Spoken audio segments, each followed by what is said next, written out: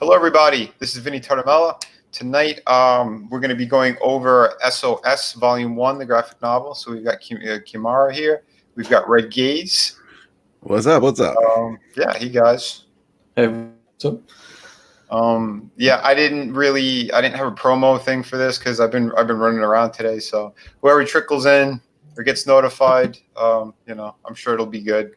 Most people have been watching after the fact too, so that's all. Okie doke. But yeah, let me share screens.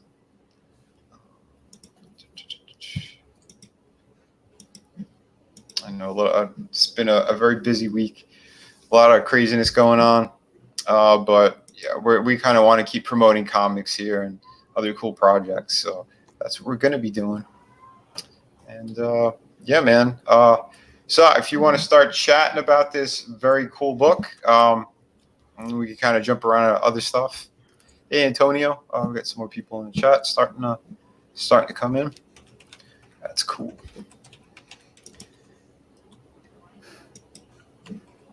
But yeah, man.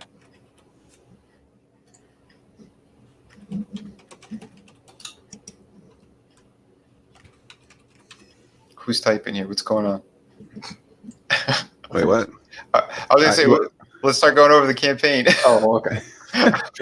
Yeah, I was expecting the talking to cover up my typing. I'm trying to tweet this out. Oh, yeah, man, do it up. No problem. So SOS is basically an 80-page black and white comic graphic novel chronicling three brothers who are former super soldiers during World War II in present-day New York. They encounter demons from a dimension called the Abyss. And so they come out of retirement, set up a business to make some money off the demons, kind of monetize all the demons invading. Yeah. And it's mostly a comedy, but there's plenty of action as well. So they try not to screw things up, but they inevitably do. That's awesome. Yeah, when you first told us, I mean, I know we've been on other streams together, but yeah, when I first heard it was a comedy too, I was like, damn, this is going to be a really fun book then. Yeah. I see a lot of like comic skate comedy. I don't know. It's just my style of writing. I like writing kind of like Garth Ennis, black comedy and action. Yeah. If you ever read Punisher, Marvel Knights, is Garth Ennis's Marvel Knights run that had a lot of black comedy. Yeah, man, of course. His stuff was always really good. I like that. Oh, we got Ted Lehman. He also popped up. Cool. Hail, brother. Very talented artist. Very cool. So, yeah, man, that's cool with these demons. Yeah, he's so good at designing, and like Canales is really good at he's figuring things out because demons usually have horns, but he didn't want to put them on the head, so he put the horns as like the chin. And I would have never thought about that. Yeah, I dig it. It's almost like the kind of McFarlane-ish approach because he did a lot of wacky different things. I mean, it wasn't like traditional kind of monsters. He did his own thing, So, but it works, man. Yeah, like in panel 2, it's kind of he's like grimacing. He looks just like a Violator. Yeah. And I tried to match like the triangle because like the demons always had like triangular solid eyes, and so I've seen that a lot. So I just put in triangular. Yeah, no, it works, man. It'd be cool if Canales was here, but I understand it's probably late for him. Yeah, I think he said he's not drinking or something, but I sent him the link. He always pops in whenever. Yeah, I'm not drinking either, but here I am. Shit. Wish I told we got free booze here. Oh, hell, El Gargoyle Peter. Yeah, these guys are awesome people. They're always popping up in the chat. Hell yeah. Hell yeah, indeed. Yeah, man. So he spelled my name. Oh, El Gargoyle spelled my name like Chimera. It's like Adam Post specifically pronounces my name wrong. He always says Chimera. Yeah. He goes out of his way to pronounce it wrong. That's how Adam is. Yeah. He likes to troll. And over the years, I've been writing this since I was like in 5th grade. You know, kind of like on comic strips. And so it started with demons, but over time, I just kept adding different villains like aliens, robots, or like this guy, Dr. Mangala. Mm-hmm. Yeah, originally he was going to be a zombie, but he's instead a burn victim. I mean, he still looks like a zombie. And they don't even like, yeah. And the running joke is that the brothers never remember any of their enemies. Like in panel 4, I think, Meg is scratching his face like, "Who the hell are you?" Yeah, I like that. Show that there's no importance in those guys. It's all the same shit to them.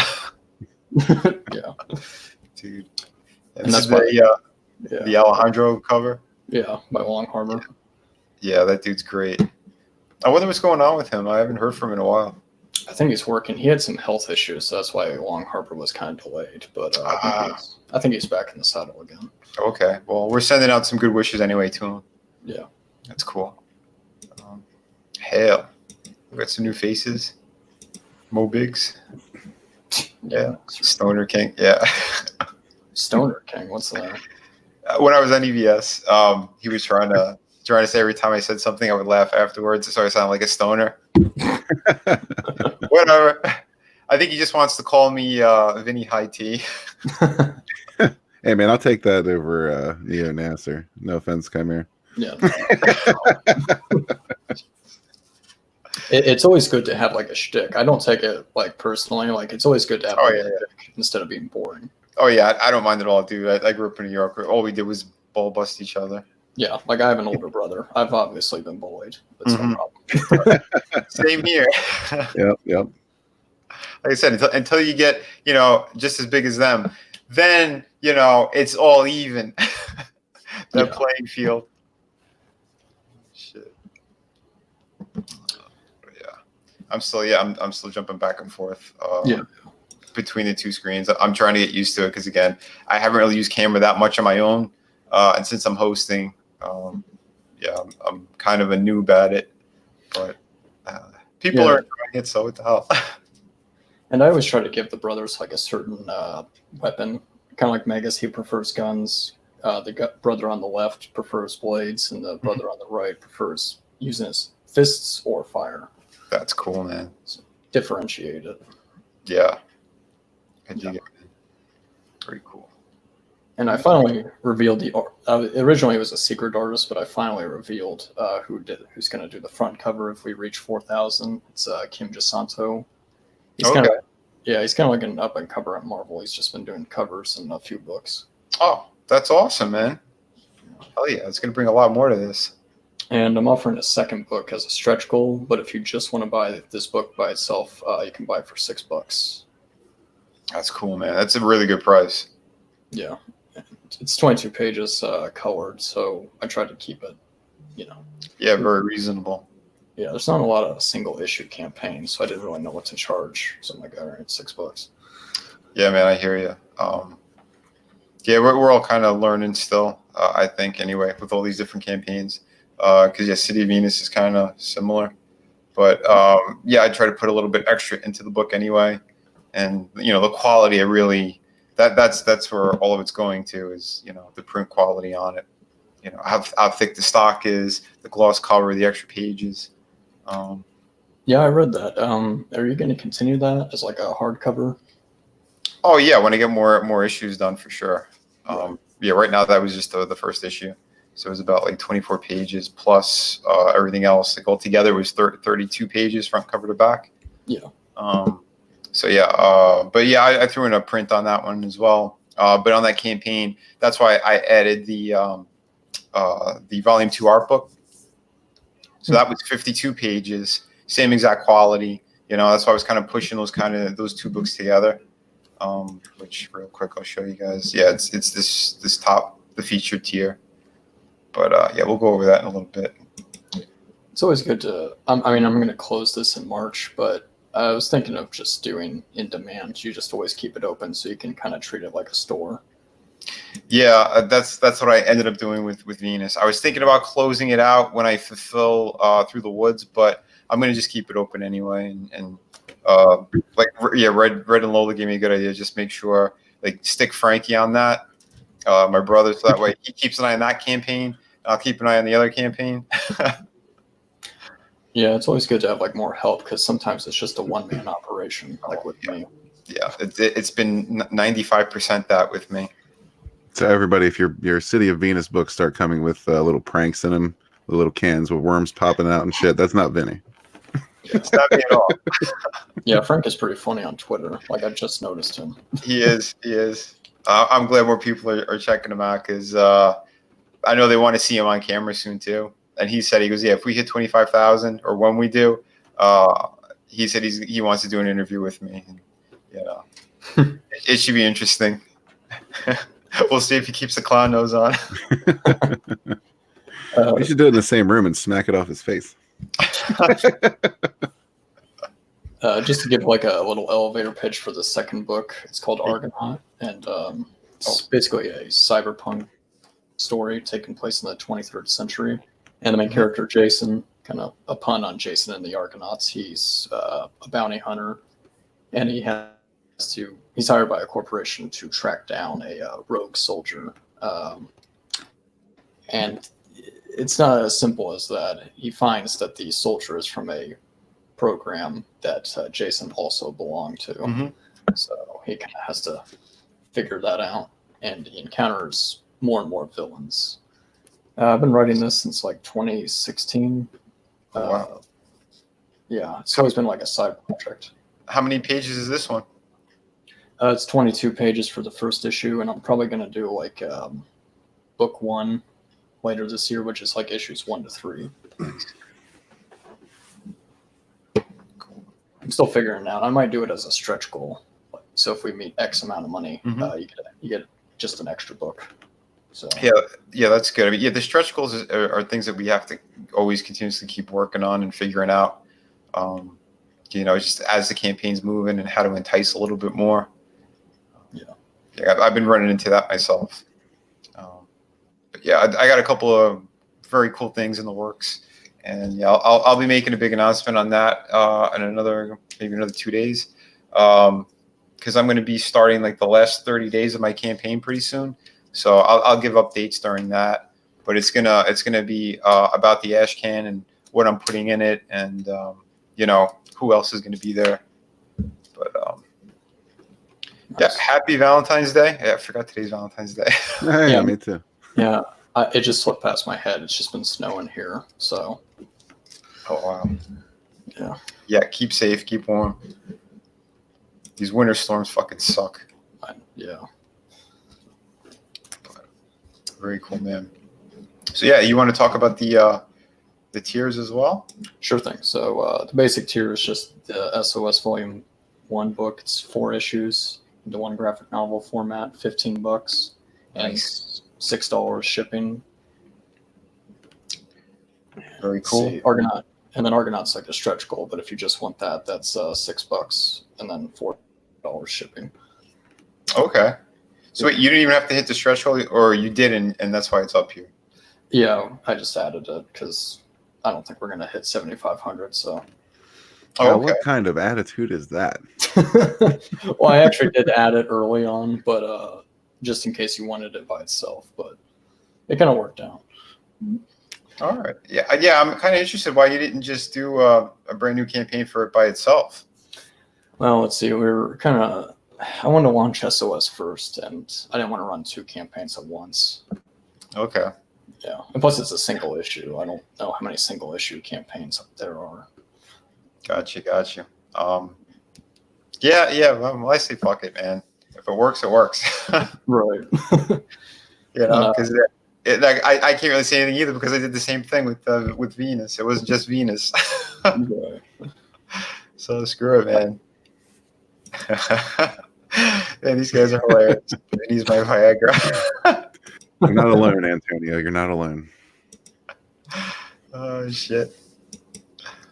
Viagra and booze is ready. I guess. Is that for my stream or is it after my stream? Oh man. And then we got $8 for digital in case you live in like Hong Kong or some other country where I can't ship. Yeah. Yeah, especially right now, right? Right. We got these plagues everywhere. Yeah. Remember, everyone, this is a PSA, don't eat bats. Well, it's a bat soup. So I don't know if they're eating the bats themselves, but they're dunking like the bats in the soup and drinking the soup. It's just. You know, I don't know. And is that a bullshit story, or is it really a virus that was man-made somewhere else and it's just happened to be killing everyone? I think it's the seafood market is like 30 minutes away from some institution, and so I think it's fucking Resident Evil. Yeah, I think so too. Best marketing ever. Right? Man, you don't know how badly I want to get that third game, that remake. Every time I hear it on the news, I'm like, oh shit, when does Resident Evil 3 come out? You can lock yourself in your house and play that while everyone else is living it in the real world. Yeah. Oh, look who we have here. Hey guys, I'm sorry I'm late. I thought this was going to be tomorrow, as in Saturday. No, it's today, but it's tomorrow for you. Yeah, Yeah. That's the problem about living in the future. I know, man. That's why I said we said I'm the literally ahead of my time. Yeah. We said Friday. Yeah, I said Friday. Well, at least I made it. At least I'm here. Yeah, you're here, brother. That's and, right. and that's what matters. Yeah, I'm fashionably late, as was to be expected from a Spaniard. Well, it's not that bad, man. We've only been on for like 15 minutes. So, yeah, you're all good. I was kind of surprised. I thought you had like a hot date, Canales, but then I remember you saying that there's no women in your country. So, Oh no, there are women in my countries that they all look like Big Red. Well, just because there's no women doesn't mean he wouldn't have a hot date. oh, there you go. You're right. Yeah, I mean I have lots of sex, only not with other people. Hail Zaid Comics. Good people, man. Nat Joe Frago, James Hayes. What's up, brother? There we got more cool people in here. Very cool, man. Yeah, well, it's Valentine's Day, and we can't have a good stream without Canales. So. Because Canales is love. Yeah, it's right. the voice of love up in this bitch. Oh man! But yeah, we were going over the campaign and the beautiful artwork in it, and we said, "Where's Canales?" And then bam, he just appeared. Did you say my name 3 times in front of a mirror? Because that's what you have to do. We said it in front of a camera. Well, that also works. Do you have a shirt on or not? Of course not. I don't wear shirts anymore ever. Good. Oh my god, we're ridiculous. But yeah, man. Don't mind me either. I'm like half asleep. This week has been so damn busy. Been going to sleep super late every night, up way too early, packing shit, sending it out, doing more work, freelance shit. So I think everyone who puts up with this stream and and the guests I have on, I thank you so much for being here, because we're still growing the channel. There's still more people I'm going to be having on, celebrity wise too, and just people in different fields and industries. Yeah, but once you have Canales appear on your channel, what bigger name could you possibly get, Vinny? It's true, man. It's true. And sexier. Sexy. I mean, Cecil is funnier. EBS is more famous, but no one is as sexy as I am. Well, maybe Mandy Summers, but only for the opposite sex. Huh? Yeah, I'm the one who's on camera. You say you're the sexiest, but who's on camera? Oh. This guy. You're gonna have me turn my camera on, right? Aren't you? Only if you want to. Is that a challenge? Only Because if it's under your desk. I just had a haircut today. I'm extra sexy. Oh shit! So now I have to boast about my Apollonius appearance. Give me a second. He wants to show us his upper body strength.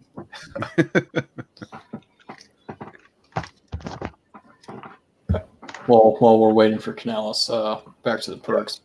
One of the perks is the variant cover. He's right there. Look at that. We got to do the solo layout.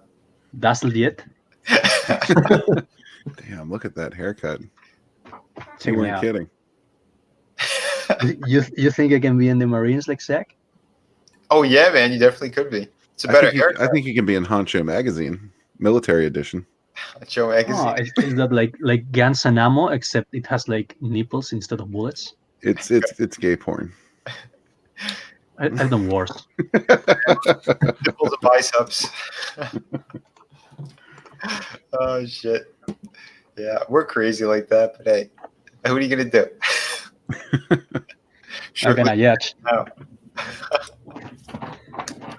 Oh my god. Keep the pants on. Yeah. Yeah, no, don't worry. Pants, Don't pants. pull his I still have enough self-respect with my pants on. Good, man. You know, when I get out of house, I will put a jacket on if it's chilly. But overall, I never wear shirts anymore. Yeah, I just don't do that. I hear you, man. I hear you.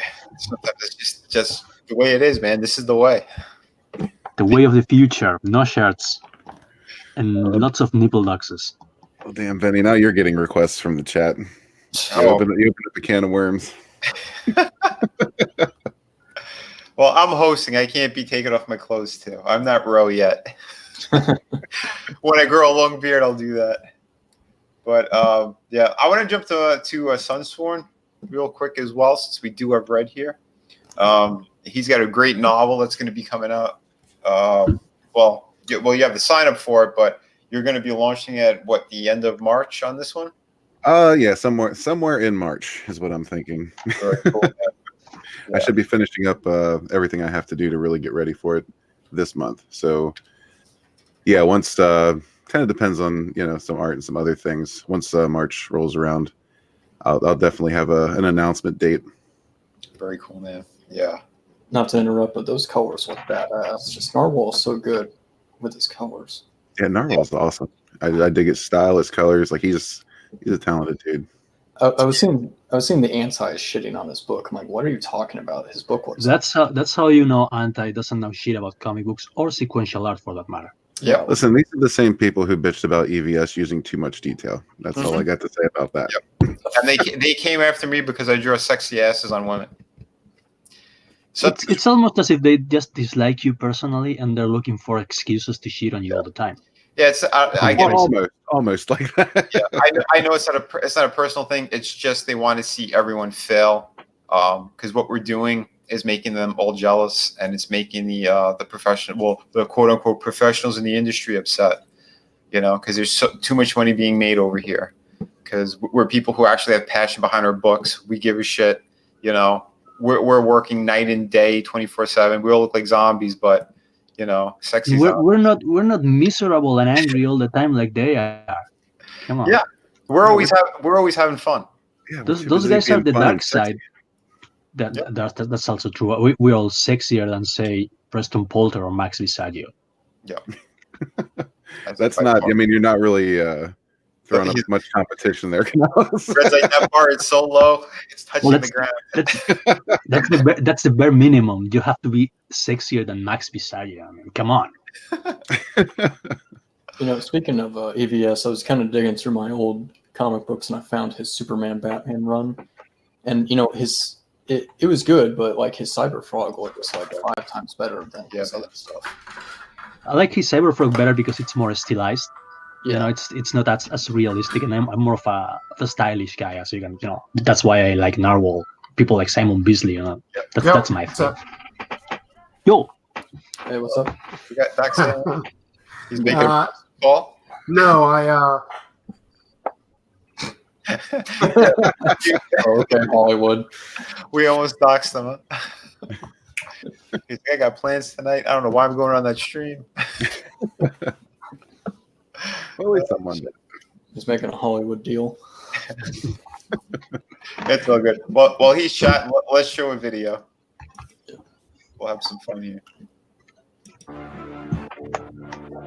the fertile mind of the Red Gaze comes an all-new science fantasy epic full-length novel, The Sunsworn.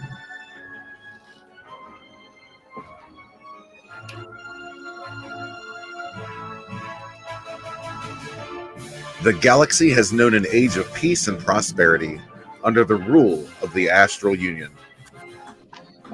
Its famed Astral Templars maintain order in conjunction with an aloof sect of crystal-wielding mystics known as the Disciples of Ul. These conjurers are tasked with keeping record of galactic happenings and maintaining the balance. But harmony cannot last. Something stirs beyond the borders and within. A forgotten foe will emerge to claim rule over the galaxy. Join the adventure as our heroes and villains become legend.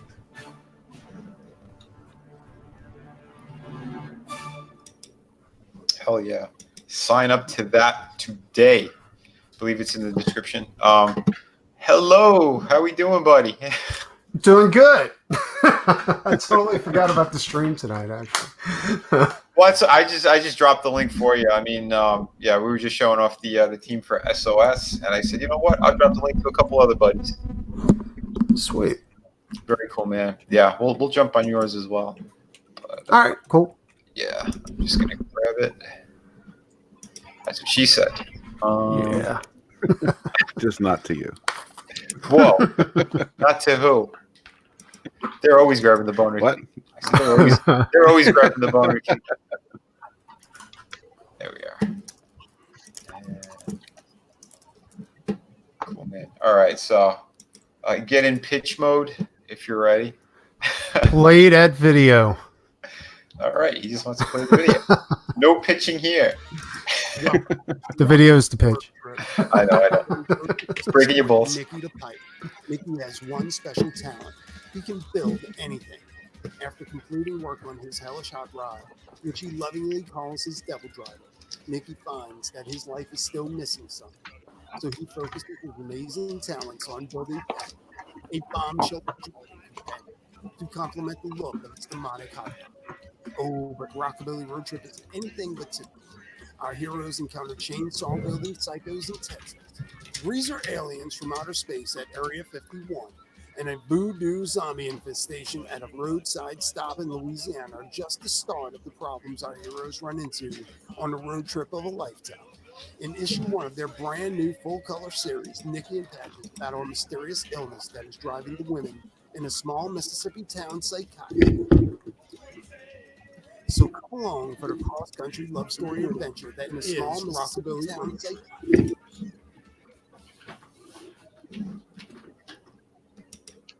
Awesome stuff, brother. And that's Rockabilly Road Trip. Do I detect certain like Rob Zombie influences there? Yeah.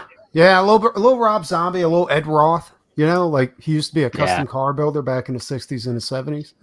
And he inspired that whole Rat Fink art craze that was going on for a long time, like the creepy cars and stuff like that. That was super popular. Yeah.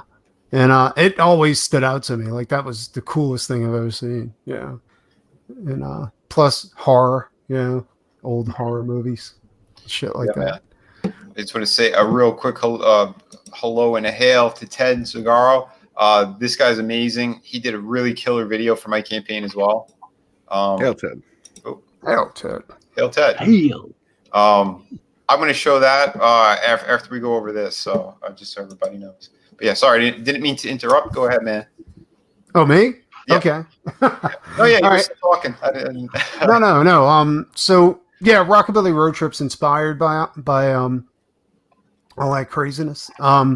So like the Rat Fink craze, Rob Zombie art, Rob Zombie music. Yeah.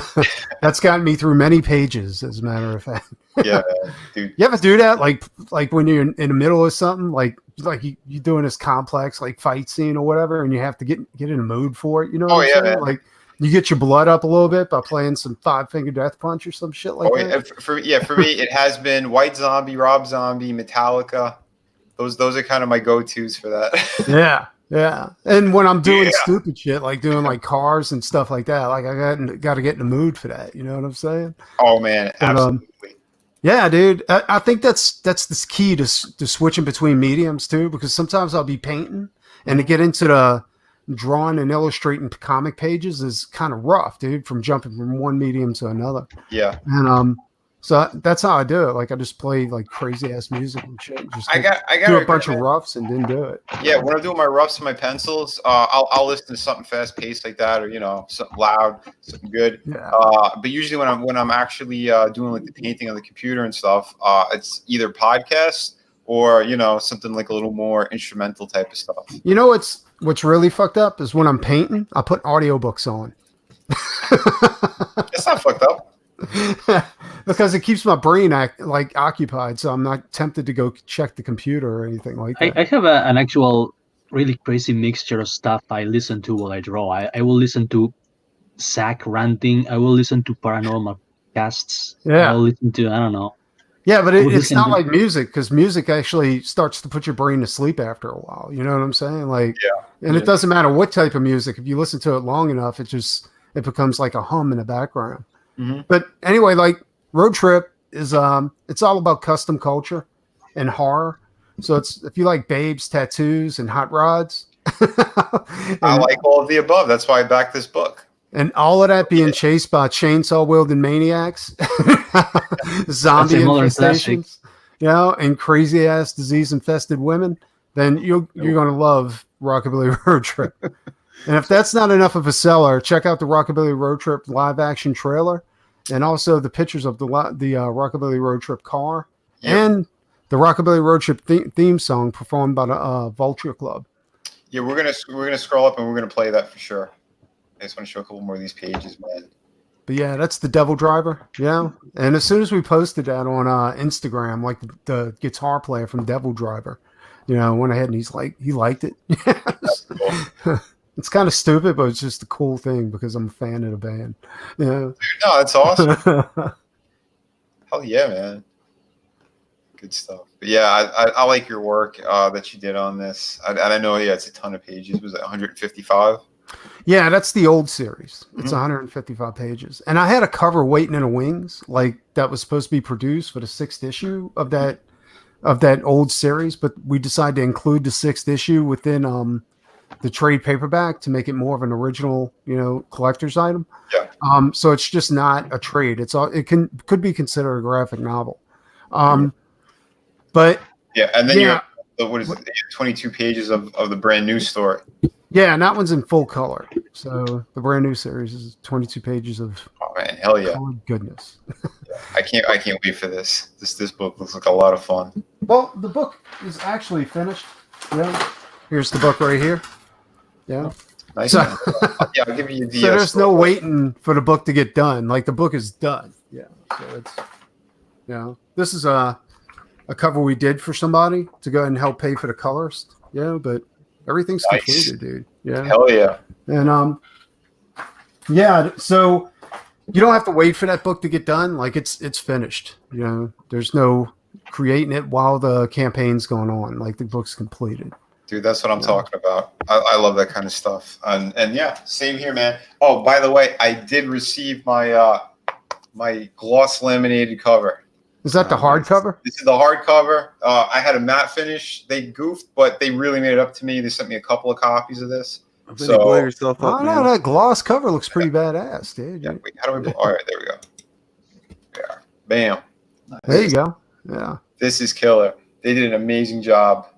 Through the Woods, and the art world, and the logo. Yeah. We got the back cover. I dig that back cover. Hell yeah. That's It's almost like French. Thor's hammer. Yeah. That's some French Belgian shit going on right there. That can withstand pressure of like 10,000 shelves. Dude, man, this stuff is just epic. Yeah. Look how big and beautiful this is. Yeah. You're gonna have a hell of a time trying to find a collector's bag for that one. I did find some good plastic bags that this is going to fit into. They're not your traditional, but whatever. It's still going to protect the book. It'll be good for shipping. Yeah, you guys are going to dig it. That's for sure, man. You don't know how excited I am about this. Oh, I do, dude. Because I know it's a lot that I'm putting into this, and I'm almost every fucking penny from this campaign is pretty much going into making these. So yeah, I'm going to be going into my last 30 days. So hold on, I'll just pull up the campaign. So I am going to be doing an ash can with this one. So I have 4 days left up here, but I'm going to be hitting the extension button on this one. So anyone who backed me from day one up until the last 30 days, so it's the 60 days in total. If you back the book in that time period, you guys are going to get a free ash can as long as we hit the 25K stretch goal. So I urge everyone to keep pushing this. You're going to get an extra cool bonus, and that's where I'm actually going to put Kelsey Shannon's cover. So this one is going on there. You know, I had pretty good advice from EVS about that.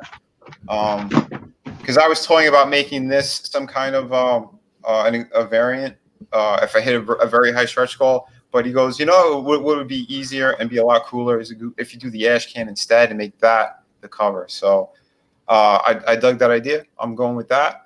So yeah, at 25K, this unlocks, and it just unlocks for backers in the first 60 days. So if you already got it, you know, keep retweeting, sharing. If you haven't, let people know. I'm going to do a big update on that in a couple of days. I was getting through some deadlines, and tonight I actually want to try to sleep a little bit for the first time. For the first time in a long time. We did get a bookmark unlocked. So yeah, all backers are going to receive that regardless. So yeah, everyone really loves that piece, and it's also to slap the face. So yeah, we get nice, sexy Laura as the bookmark. But yeah, there's going to be extra stuff too. I mean, assuming we do pass the 25K, I'm looking into trading cards as well. So yeah, we're going to be playing around with all that stuff. Well, you're not that far away. You know, you're sneaking up on it pretty good. Yeah. Yeah, it does look good that way. And like I said, we got another month pretty much. So fingers are crossed that better stuff happens, because I want to keep loading this up. The book itself, I think, for $35 to get hardcover, 100 pages. You know, the thickest paper quality you're gonna find. Yeah, this is a steal. This is that's not bad at all, dude. That's badass. This is my 5th campaign, so I wanted to make sure I did something really special for everybody, especially the people who have been asking over and over about Through the Woods. This is it, man. This is the format you're going to want. You know, this is a ghost story. It centers around Laura Langley. She's an investigative journalist who inherited property in upstate New York.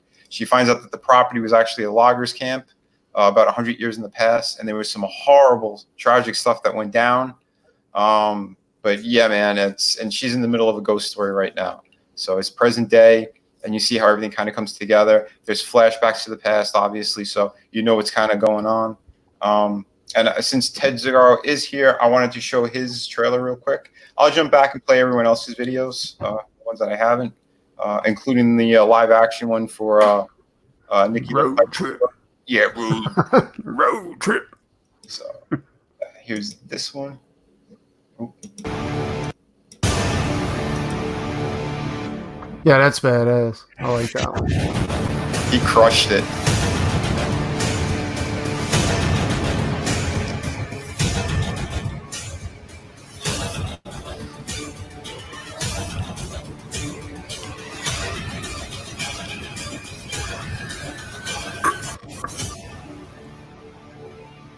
Really beautiful stuff.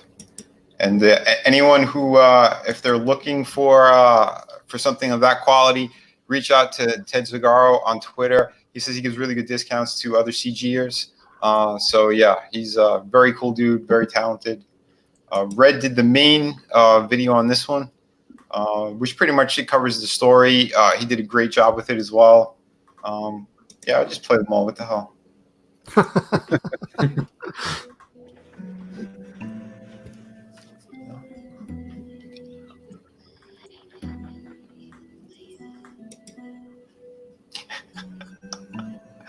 That scared the jizz out of you. From Frankie and Vinnie Tartamella comes Through the Woods, the collected edition. This edition compiles the 3-issue miniseries into one solid volume for fans of Through the Woods and newcomers alike. Written by Frankie Tartamella and fully illustrated and assembled by Vinnie Tartamella, Through the Woods is an esoteric ghost story that will leave you haunted yet fulfilled.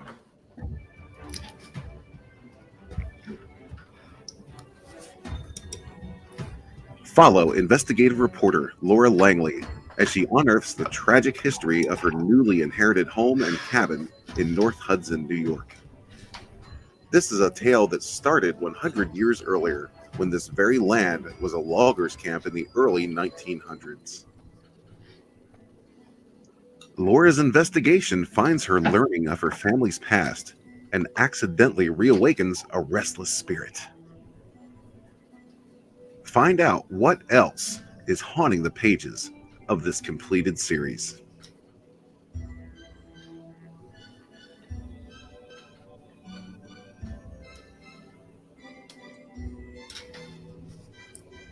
If you missed the first campaign, this is the perfect chance to get your hands on this epic ghost story.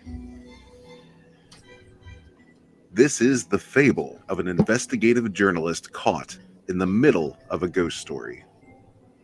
A tale that started 100 years ago. Don't miss this second chance to take a midnight stroll through the woods. Hell yeah, brother. That was. It's weird. Like, I follow you on. Well, I'm one of your subscribers, and I never got any notification that you were going live. In fact, I still don't. Like, it's still not coming up that you live. I've been hearing that. I've been hearing that. It's crazy, man. We're 41 minutes in, and there's still no one getting notifications. No, I'm like right now. I just hit refresh, and there's no notifications that you're live. Like that's the weirdest thing ever. You know what I'm saying? Like I know. It's almost like you're shadow blocked or something like that. Like it's what I'm like. It's weird. Who the hell knows, man? I know they're making it a lot harder for people to grow their channels on purpose. Yeah, that's so weird, dude. Like that's almost petty, to be honest. Oh, there it is. You're finally back. You're finally up. Oh man, that's crazy. Yeah. What did I see earlier? I put it in there. I missed where it was, but someone says, yeah. I hope that the gloss finish doesn't give off bad fumes when you burn the books. Got to think of the kids. Oh man, I can't find it, but yeah, that was hilarious. Yeah, it's insane, man. All those people are fucking crazy. We're making great books, and that's what we care about. On to something else. With Comicsgate, you can just do your passion projects. You don't have to make like a superhero book. You can make a ghost story. You can do anything as long as there's a free market. Hell yeah, man. And that's the thing too. Like I've got so many different projects as well. I do have a superhero type thing in there. City of Venus goes a little bit into that direction a bit, but not so much like with costumes and stuff. I mean, I like to give like a certain look that could be slightly real world, but slightly more into the superhero aspect. Because some things are going to change. I mean, obviously, anyone who's seen this and even the promo shots, you see that Laura has a couple of different changes of clothes. I try to go a little more realistic on that approach with certain things. That's actually one thing that stood out to me that I forgot to mention to you. I did pick up on that because many times people will be wearing the same set of clothes their entire lives in these things. Yeah, and it's ridiculous to me. Like MJ's always got that black shirt with the jeans, and it's like, what? Fuck, man. Like that's how she wears. Yeah. Either she really likes it or she's dirty as fuck. But redheads are kind of like that, right? Anyway, this is for you, Red. Esoteric. Yeah. that was one of your improvs. More like esoteric, am I right? Yeah, you're right. Is that the infamous panty shot? Right. Which Anna did apologize. She apologized to me in private. She broke. So yeah, I said, yeah, don't worry about it either. I'm like, you obviously don't know who the Boner King was, and I sent her a shot of. I had that Halloween piece, the girl with her ass up in the air, and the pumpkin and the cat staring at her ass. And she's like, "Oh my god, that's amazing!" I'm like, "Yeah, there you go." And and just like War Campaign and others, we firmly disagree with what she was saying, because her thing was with the panties. Girls wouldn't wear those kind of panties if they're laying around. It'd either be a thong or boy shorts, and that's bullshit. Because the panty line, there is no panty line. That's what she's laying down in. That's what she's wearing. I, for one, am perfectly cool with a thong. I'm just saying.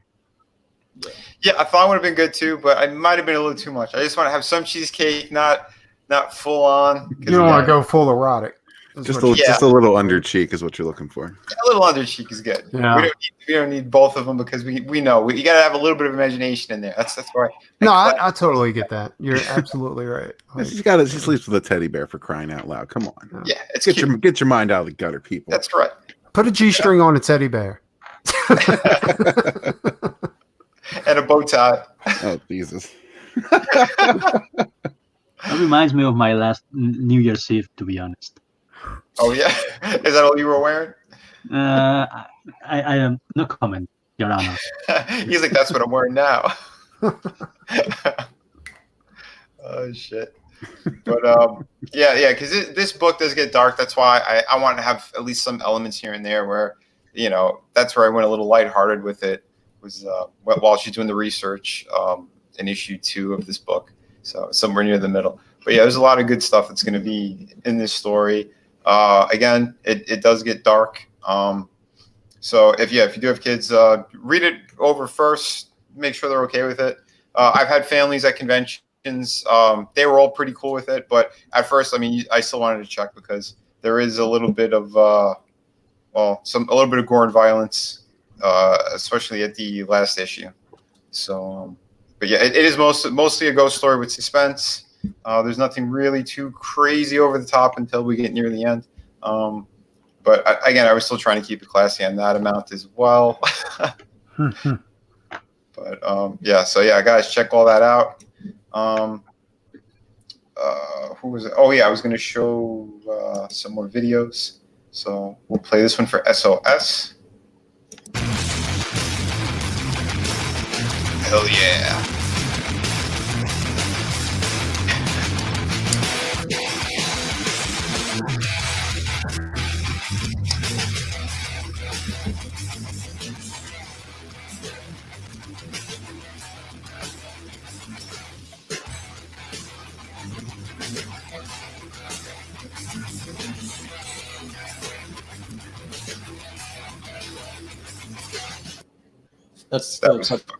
That was killer.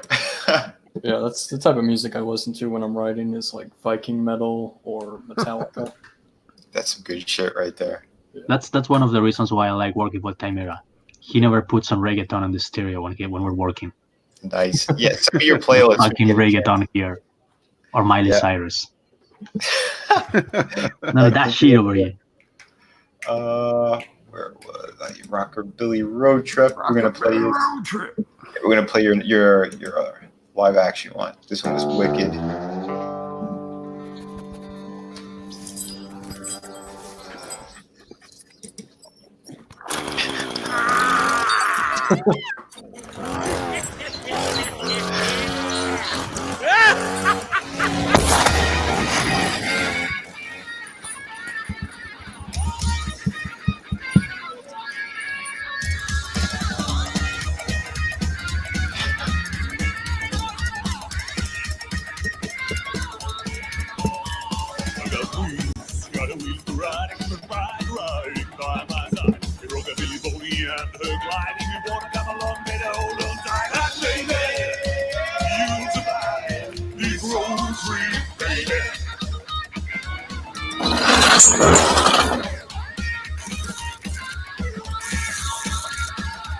Green light, yellow light, red light, go. I wasn't born with days of feel the ride. Then I feel my pride. Now it's the middle blows my mind. It's crazy. It's like a beer on creek, baby.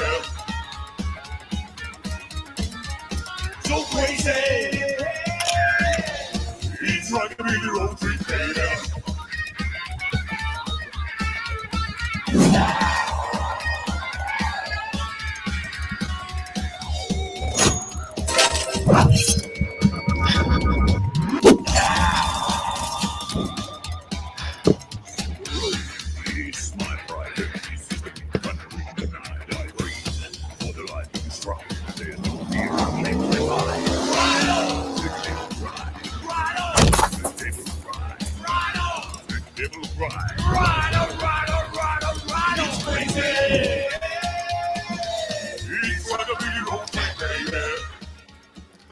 So that last scene on the live action, I I put up my screen. Like we had an accident on set, and that's the accident that put the Devil Driver in the swamp. Mm-hmm. Well, let me set this up. Like, so the writer on the book, Jesse, he was dressed as that chainsaw wielding psychopath, and the way it was going to work is the stunt driver was supposed to come, like do a 360 and then head in the opposite direction, right? Mm-hmm. And it was supposed to appear that Jesse was thrown off of the Devil Driver and slams onto the ground. Well, they misjudged the distance between the car and Jesse, and the slicks on it actually got sticky. And just watch what happens. Jesus. Wow. Go back to that. No. Share, like I got my screen up. Oh. Like if you can, go ahead and share that. I got it. I think you catch part of it near the end. Oh, I didn't see that. Oh, here we are.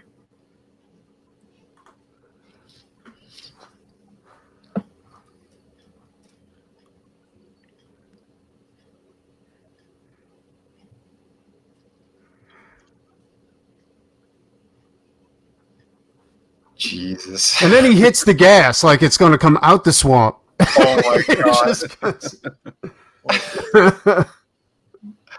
Oh no.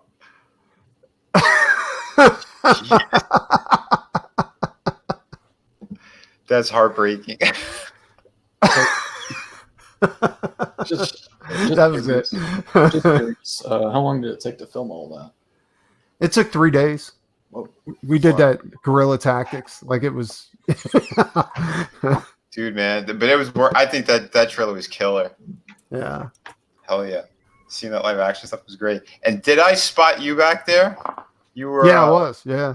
You were as a fucking vampire. Yeah, that was Jesse as the main vampire. I was just in the background. It was a horrible acting debut. Yeah. Like, I didn't want to be the center of attention. Just put me in the background somewhere. I'm good with that. I'm definitely good with that. Oh shit.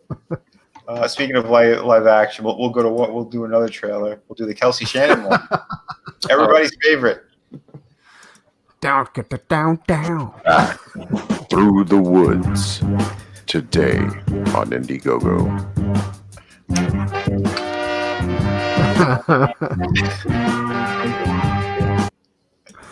Again. Back through the woods today on Indiegogo. Is that Kelsey doing the voiceover? Yeah. That dude is so awesome. I'm fucking drinking. Super talented. Yeah, dude, I loved it. And yeah, we also still have City of Venus. This one is still going. Again, I had thought about taking it down for a little bit, and then it kind of when I fulfill Through the Woods, but changed my mind. Going to keep it going. I actually ordered even more books. Yeah, I had to go back to print with this. So that's a damn good thing.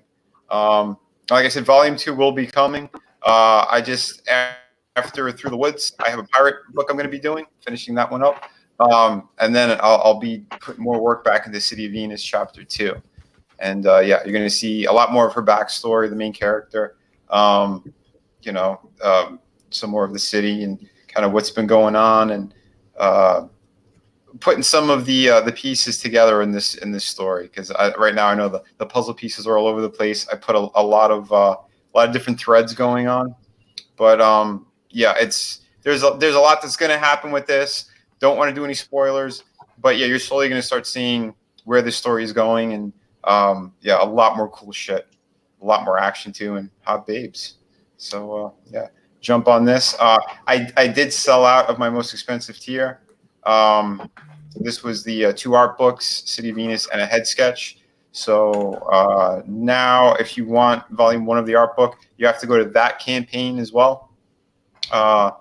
But I do have the Volume 2 and City of Venus with the head sketch. There's 15 of those left. So if anyone wants those, that's still available. The book itself is $20. And the featured tier is Volume 2 with of the art book with City of Venus. So for $50, you get a 52-page beautiful edition of my art book. and you get the 32-page City of Venus story. So that's a lot of content for, I think, a really good price. And yeah, it's again above and beyond with the printing on these. Thick, nice cover. You guys are gonna love it all. Yeah, I got mine lightning quick, like within 2 days. Well, Vinny's a master at that shit. Yeah. Well, did you have to get the chainsaw to get it unpacked?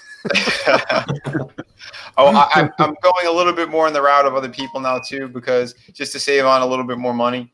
But again, to me, it almost equals out because I'm getting the Gemini mailers now for this as well. So some of those are going out.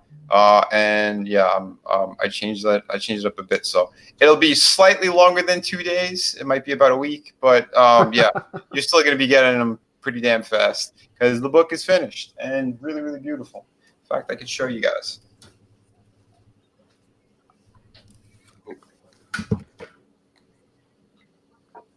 So yeah, we got City of Venus as well. Where's my solo layout?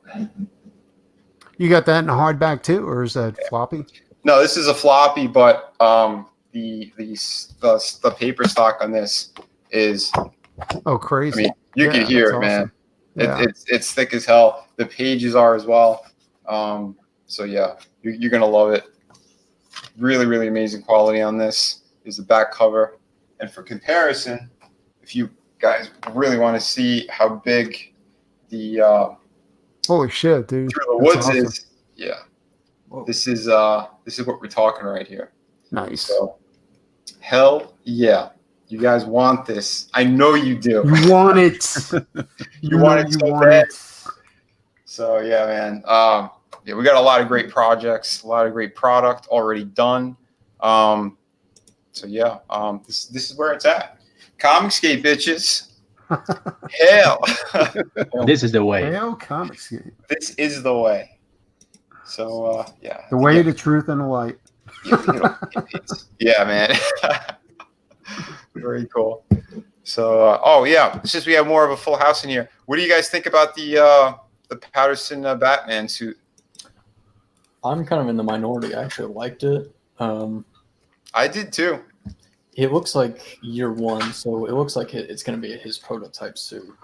So it looks like a cross between like Sean Gordon movie Batsuit and something like from the year one adaptation by what was his name? The guy from Requiem for a Dream, Darren Aronofsky.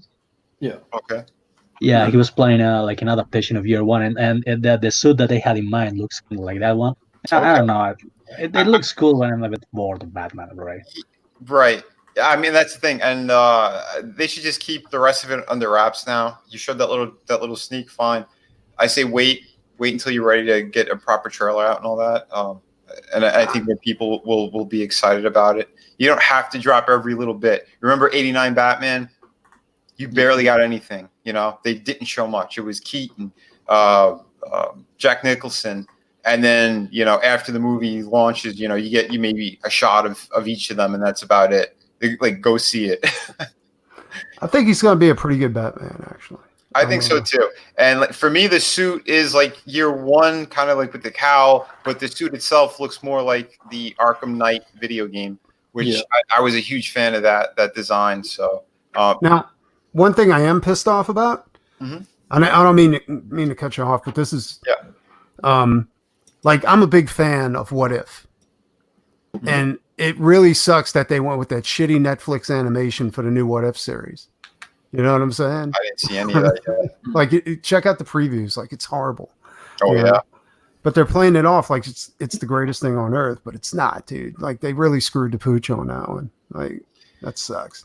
Yeah, it's sad when they do that kind of shit. You go all out. Like, they never needed to go all out. I mean, they could have used like some standard 2D animation and did better than, you know, that Netflix hybrid 2D 3D animation bullshit they're doing. Yeah, it's what is it, like computer generated? Yeah, it's computer generated. It's garbage. Yeah, like the new Ultraman series on Netflix. I think it's something like that. You know, I said go on the route of like Castlevania. Yeah, Castlevania was the shit. So. Dude, that was bad. Yeah, like if they would have went that route, it would have been. When they went to season 2, holy shit! I'm like, hell Dude, yeah. they could have did Rick and Morty animation, and I would have been happy. You know, and the guy that did Castlevania, I think he's into talks to doing Berserk, and I can't wait. Well, Netflix put out a Berserk series too, and that shitty Netflix animation, and it was the worst season ever of Berserk. You know, it's The terrible. The 2016 one. Yeah, on Netflix, like it's terrible, dude. Like it's oh god, it's so bad. I watched it because I'm a fan of Berserk and I want to see how it ended. Mm-hmm. But nah, dude, it was that sucks. Yeah. Yeah, man. Either go all out or don't even bother. Well, they like I said, they didn't have to go all out, but they could have just put effort into it. One more time, I'd rather them go all out. You know, casting choice. I'm actually kind of warming up to Robert Pattinson. I think he's finally just like done with all the Twilight shit. I think he's moved on. Yeah, it's been like 10 years, hasn't it? Or something like that. Yeah, no, he's actually a pretty good actor. Have you guys seen this movie, Good Time? No, I haven't seen that. It's he plays like it's like two brothers who rob a bank, and one of them is retarded, and the other one is not. He's Robert Pattinson, and he spends the whole movie like running through New York, trying to hassle and con people into freeing his brother from whatever, you know, social care, whatever he's in, and he's really good in that. I mean, he really sells it. Like he's like this low life, grimy guy, and yeah, he's actually a pretty good actor. He was in another movie too, where the whole movie he just spent in the back of a limo, you know. But it was good. It was really good. Yeah. You know what I'm saying? Like, yeah, man. Yeah, that's why I don't try to just attack people like that. Because remember, with the whole Heath Ledger thing was the same thing. No one wanted to see him as the Joker. Everyone was talking shit as soon as it came out. That's one of the best Jokers ever, and blah blah blah. Yeah. So, I mean, yeah, give people a chance. You don't know with the script and everything else. Now, Eternals, the new Eternals movie. I'm not holding out hope for the new Eternals movie. I think it's going to be garbage, dude. Oh, yeah. It's going to be total shit. Like, and I was looking forward to it, too. I was like, oh, fucking Eternals. I'm telling you right now, the only thing I'm even somewhat excited about is some of the Spider-Man stuff they're doing, because they're doing, like, that Venom 2, the Morbius thing, and it looks like they might be mixing in some real-life, like, a real live-action Spider-Verse elements from what it's looking like. So, I'm totally down with Morbius because I'm a huge Morbius fan, and Jared Leto. Like I'm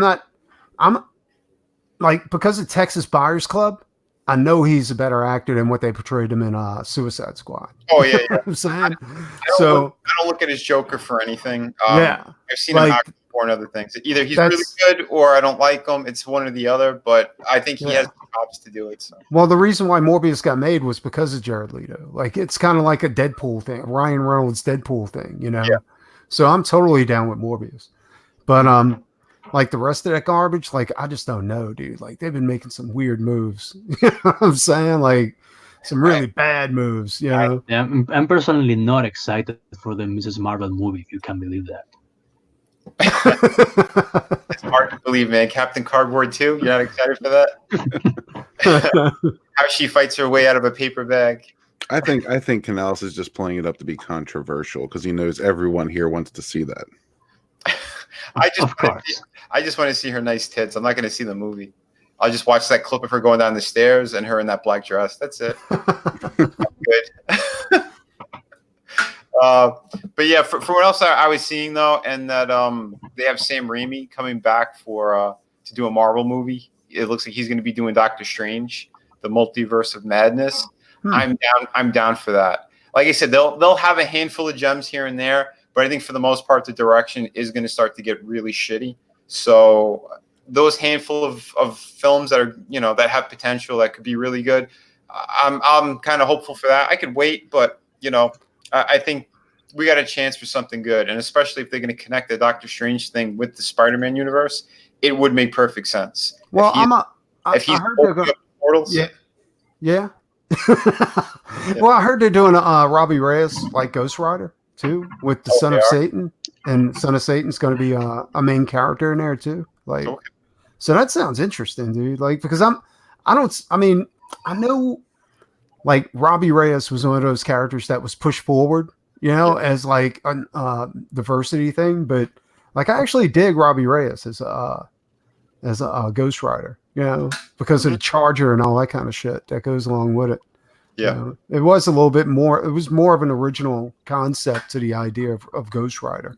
Yeah, I'm a huge Ghost Rider fan, and I did like the comic book, but I hated the fact that he didn't have like his own nemesis in the comic. Yeah. That they brought like Mr. Hyde, who's like Yeah. a really generic villain, and he deserved his own like Death Watch or his own vengeance or whatever. Yeah, you don't have a So character. I kind of Yeah, you don't get a character that cool looking, and you know he's got so much great potential for story wise, and then you don't have a really good villain for him. It's absolutely. But I like the way he surfs his Charger. You know what I'm saying? Like the Silver Surfer. cool. Yeah, it's awesome. Yeah, that's the only time I ever watched Agents of S.H.I.E.L.D. was when Ghost Rider was in it. Yeah, that's the only reason why I started watching Agents of S.H.I.E.L.D. because a friend told me that both the Ghost Rider and the Darkhold were going to be in. Yeah. Yep. Yeah, I had a friend tell me the same thing, but I'm like, I'll wait for it to go on Netflix or something. I still haven't seen it yet. And I think they made it canon because he got the first Ghost Rider, because they showed Johnny or Robbie get his powers from the first Ghost Rider. Oh, they did? Yeah. He was like they mentioned. Yeah, I think this Coulson mentions that there has been other Ghost Riders before him. So Right. they didn't completely invalidate the Nicolas Cage movies for what it's worth. Okay. So then wait a minute. The one that they're doing the movie on, is it the same actor? I think it's supposed to be a TV show. Like, I'm not sure if it's going to be a movie. I think it's going to be because they also introduced in the Son of Satan, and the Son of Satan is one of my favorite heroes from Marvel, classic Marvel anyway. Yeah. Right. And I'm curious if they're going to do anything anymore with like that whole group of like the Netflix Marvel stuff. If they're going to eventually use them, because like that last season of Daredevil was so fucking good, and they leave that cliffhanger with Bullseye. Like, what the fuck? Yeah. I think that's when Bullseye's supposed to get his animanium. You know? They're doing the surgery on him. Yeah, I was like, dude, like I always thought they were going to bring that back, but they never. Like, that's a bad move, right? I mean, that's the worst move you could fucking. I think Vincent D'Onofrio as the Kingpin was fucking outstanding. Dude, he was fantastic. I always liked that dude. That dude was always bad. Yeah. He was in that J-Lo movie, where he was like a serial killer in a coma, and she had to go into his dreams. He was Private Pile in Full Metal Jacket. Yeah. And he was in Law and Order Criminal. Yeah, that dude was sick, son. He was in Law and Order Criminal Intent, and he played like this autistic-ish detective. Dude, fantastic actor. I love him, like everything that he's done. But when he was just every chance he got to have a really good fight scene, and they show the power, man. Like, it was so believable. Like throwing the guy through the fucking wall. Oh, he fought like a retard, but it was like a really strong retard. Well, you know that's what I'm saying. Like, they don't say retard strong for nothing. Yeah. Don't use the R word, man. But what I'm saying is, to show like the strength of Kingpin on top of everything else, like, his brain for criminality and all that, like they nailed it. That's what I loved about that series. When the Punisher's, no, it was Daredevil. Was it season 2 when he went? I lost interest in Punisher. Like the last season, I just couldn't. I couldn't get into it. No, I agree with you. I meant the Daredevil season 2 when Punisher was in there. Oh, he stole that season, dude. Yeah, real quick. Remember, retard. My favorite scene was when he was in the cell block and he killed all the prisoners with his bare hands. Yes, that's what he collapses and he has like a smudge of blood on his chest that looks like a skull if you look at it real close. That was really cool. I like when he was in a court and they're like, "Hey, just say this and we'll get you off." He's like, "No, fuck y'all. I'll come after every goddamn everyone." Great. The guy's great, it's Frank. The guilty. You gotta make the guilty pay. If only he was like 4 or 5 inches taller. Oh, dude, I thought the same thing. That's one of the reasons why I lost interest in the last season of The Punisher. He's like really scrawny, and I really like the actor, but because they showed his height. I still think the perfect Frank Castle would have been Frank Grillo. Oh yeah, he would make an excellent Punisher. He actually played the Punisher in The Purge Part 2, I think. the one in which like I don't know which part was it. With Jigsaw? No, the Purge movies, about the 24 hours where crime is legal. Oh yeah. Oh yeah. He's in the, he's in part, that dude. I know who you're talking about. Yeah. He's in part 2, the guy with the armored car. And that dude had a series on Netflix too, where he was going around the world and fighting people. Martial arts. He's a real martial artist. The guy's a badass. He's in one of the highest grossing movies of all time. That only like appeared in China. Yeah, I seen that one. Yeah. Yeah, I forgot the name of it. Oh, But, he's awesome, dude. Like he's a badass, dude. Now tell me, just throw that black T-shirt on him. You telling me he's not the Punisher? Well, he played Crossbones in Captain America. Yeah. He was good in it, but for me, I rather have seen him as Punisher. Oh, me too. He's got the height. Yeah, and he's built like a Mack truck, dude. Man, he's a badass. And he's Italian. I thought what's his name did a good job when he was in Daredevil. Punisher 1 and 2 were the first one was kind of all right for me, but it was too dragged out. Once he left Daredevil, it was I mean I was interested in the first season, but after that it was done, dude. It was, I agree. But Daredevil was flawless. I loved everything about all those seasons. I can't believe they let it go. Like that is such a bad move, dude. It amazes me how stupid they are. Yeah, I know they said that people were like they were petitioning too that they wanted they wanted to have him into the MCU, and like they came close because I know the Russo brothers wanted to show them. They wanted to show those Netflix characters, and they came very close to doing it, and then Disney was like, no. Like, why? Do you know why? Is it because they have some contract with Netflix or something like that? I think Kevin Feige was fighting with the one that was running the Marvel division at Netflix. Like he never wanted to put the TV stuff and the movie stuff together. Like he didn't want it in the same universe, from what I understand. But again, I think there was a clash of egos. So that's just it. Like I mean, let's be honest. Like Iron Fist had to die. Oh yeah. That was terrible. You know what I'm saying? But never been made. Well, they should have made it just not make him gay. You know what I'm saying? Right, he was gay. Thank you. Thanks, Peter. Thanks, Peter. Yeah, Peter's awesome. Hell, brother. Yeah, they should. Oh, awesome. Yeah, they should have done just like a Luke Cage Iron Fist show together. But like got a real martial artist to play like Iron Fist, and like an MMA guy or something like that, and a guy who doesn't act like a total cock. He played like Luke Cage in the show. Come on. Yeah. Well, in they got him from Game of Thrones, right? Like he was the gay brother in Game of Thrones. Yeah, so he was. That's what he was. Yeah. There's no hate speech here. You're just saying the name of the character. That was a statement of fact. Yes. What's your opinion on Defenders? I thought it was okay. Yeah. It bugged me that only Daredevil was wearing a costume. Well, like 4 guys and Daredevil. Yeah. That was weird.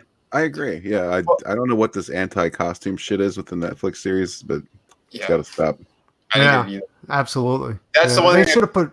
No, keep going. That's the only thing that pissed me off about season 3 of Daredevil is that they never had him back in the costume. Well, I wish they would have put either the Gargoyle or the Valkyrie with Defenders. You know what I'm saying? Like either one of those to go ahead and. You needed something more with Defenders for sure, and it was just. Yeah. It was just like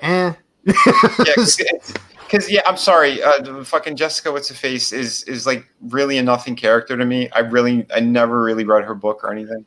Well, I tried to get into her. The only one of those characters that warranted their own series was Daredevil. Yeah. The rest of them should have just been in the Defenders. Oh, absolutely. Yeah. I agree. That guy who plays Luke Cage, he's a great actor, and like I said, I'll give him that. The first 6 episodes of Luke Cage, that was awesome, and then it fell off the rails to me completely. Yeah, like a cottonmouth. Yeah. I tried to get into Jessica Drew because everybody was like, it's so good. And I was like, this is porn. I want to watch this. It's got an X-Hamster. It wasn't even good porn. It was just like, she's so dirty looking and scuzzy. Yeah. Like she's got a nice ass. Garbage. But they did get Doctor Who to play Purple Man. Oh, he was good, dude. Yeah. He was a good villain. He was good. Yeah. All right. Season 1. All right. I'll give him that. It was watchable. The other one's really too crappy. It was really watchable because of him, though, because of David Tennant. Yeah, I think there's like a constant on Netflix shows that the villains always steal the show, because in Daredevil, my dad and I used to watch the show, and he always called it the Kingpin Show. Are we gonna watch the Kingpin Show tonight? That was funny. Yeah, I remember seeing that in college. I was just like, wow, this is way better than the movies. Like, maybe it's a good thing Kevin Feige is separating the TV from the movies, because, like, yeah. Well, but again, they don't stick with all the movie shit, like all the early stuff. Like, it's been ignored, or Yeah. But even like Blade, they don't even acknowledge Blade. But now, Mahershala Ali is going to be Blade. Yeah. And I don't know, dude. Like, bring back Wesley Snipes. Yeah, Wesley Snipes was always Blade. I mean, he was an asshole, like a garbage human being, but he was a good Blade. I mean, he broke Harry Barry's face. To be honest, he had to make a film with, like, what's his name, David S. Goyer, and the other little guy, the putty guy who trashed the sex comic. What's his name? He's a comedian, I think. Guillermo del Toro. No. Shit, what's his name? He was an agent of Ryan S.H.I.E.L.D. Reynolds. No, he was on Agents of S.H.I.E.L.D. Shield's playing like three triplets. Like there were like three twin brothers. Shit, what's his name, man? He was in Blade Trinity. Triple H. Triple H. Ryan Reynolds was in there because it was all the one who played the Dracula character, or the that was the dude from Prison Break, wasn't it? Yeah, that's the guy I would love to see as Conan. That guy looks like Conan. Yeah, I think they made a bad choice by making Momoa. Yeah, Momoa wasn't a good Conan. Like, he would have been a badass Lobo, not a Conan. Yeah. You know what I'm saying? Like, yeah, Lobo. But I think if they didn't do like his surfer attitude, if they made him like more grunting and evil, because he's got the look. Momoa does have the look. I think if he does it now, like if they ever took it back out and they said, let's do a part 2, just go darker, give him less lines, because that's what worked with Schwarzenegger as well. Does it sound right to say that Momoa is kind of a big pretty boy? He kind of is. I mean, I've met him in person. He's got my artwork too. He's a fucking really cool dude, but yeah, he comes off as like that kind of, he's too chill, surfer boy, pretty boy, like you said. To me, he didn't come off like a barbarian. No, not at all. Like, Schwarzenegger was obviously a barbarian. I mean, the dude was, when he was younger. Yeah. What's kind of funny though is that Momoa is like, he's got 3 or 4 inches on top of Arnold at his prime. So I think that's even kind of funnier, because the guy is a monster. I mean, I'm about 6 foot, and he just like towered over me. If he would have played the way he played it in Game of Thrones, it would have been perfect. Yeah, see, like I said, he's got the potential to do it. They went the wrong direction, because I was friends with a guy who he came close to getting the role. They were down to 5 people, and he was one of the 5, but they picked Momoa in the end. It's this dude who was in American Gladiators, Mike O'Hearn. Really cool guy, but I think they didn't go with him because of age, and he looks more like He-Man rather than Conan. Like, he's got like that chiseled look. His hair is everything about him. Like, I think he's too pretty for. He's got that newsboy cut like He-Man. No, his hair's nice. He's blonde haired, but again, he's got like that chiseled kind of look, and I think that's why they didn't go with him. They wanted someone who looked a little more fucked up, a little more savage, because he has that in the eyes, right? Momoa's got it with the scar that he has and all that, and his brow bone is like huge. Yeah. No, look, you're right. Like, it's like as far as looks alone, Momoa had it. If they would have just wrote it like Game of Thrones, like he was in Game of Thrones, it would have been perfect. See, because the story was shit. Yeah. Well, look at Conan 1. He didn't have a ton of lines. No, he said maybe 3 words. Actually, my filmmaking teacher, because I used to study filmmaking, once put Conan in class as an example of good filmmaking, because there aren't any actual dialogue lines until like 15 minutes into the movie. It's all just like image and sound, and every now and then there's like voiceover. Yeah. But then again, it's awesome storytelling. That's John Milius, who he knew what he wanted. Yep. He brought those Frank Frazetta paintings to life. Absolutely. He really. You gotta give him credit because he made a masterpiece of cinema with a bodybuilder, a surfer dude, and an exotic dancer. Yeah. He didn't have any actual. And then they screwed it all up by making Conan 2. Yeah. Well, I thought Red Sonja would really put the nail in the coffin. That they couldn't use Conan.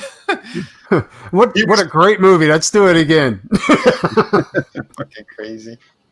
But even saying that, there were moments where, like, if you saw it on TV, tell me you won't sit down and just still watch it anyway. Oh, absolutely. I got the collection, dude. What are you kidding me?